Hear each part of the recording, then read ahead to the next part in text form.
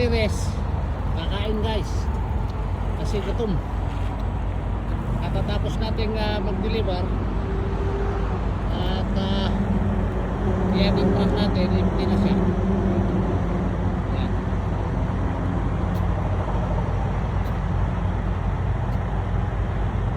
At nandito ako sa Irving truck stop guys.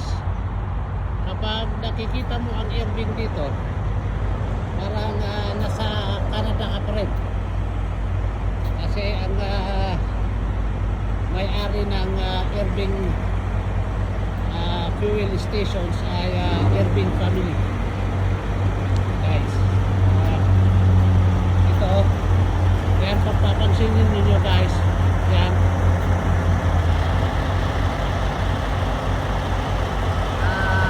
isunan ng fix na. Sasaksak mo yung kurente para magkaroon ng diesel. Yan guys, pati Canada meron na siya designated lane na space.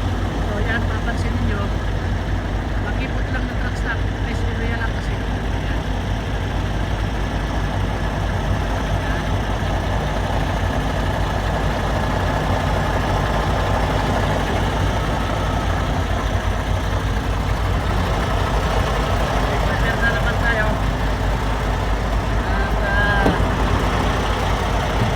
Uuwi na naman ng Canada guys.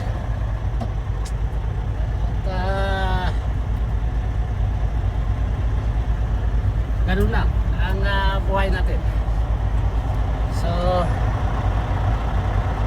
ang problema natin guys, kanina muntik tayong mawalan ng karga na hindi naman tayo nahulugan.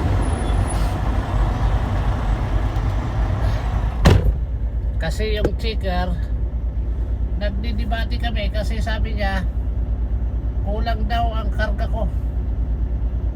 Sabi ko naman sa kanya na how many you expected skid to be coming? Sabi niya it's supposed to be 26. Yeah, I did load 26 skids. So sabi niya wala naman ito, hindi ko mahanap. Sabi ko paano hindi mahanap, buti na lang nakover ko yung karga ko bago ako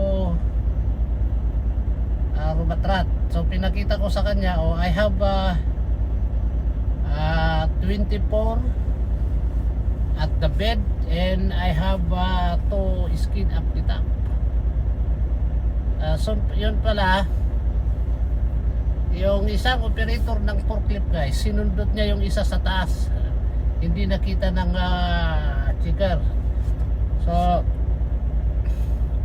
nagsusorry siya sa akin kanina.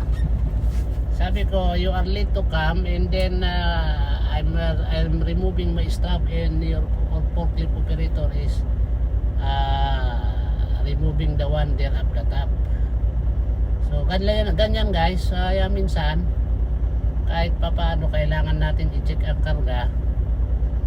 Mamaya masingitan tayo, ngayon di sasabihin nilang hindi tayo hindi tama yung karga natin. So okay naman, nasolusyonan at nagsuri yung checker.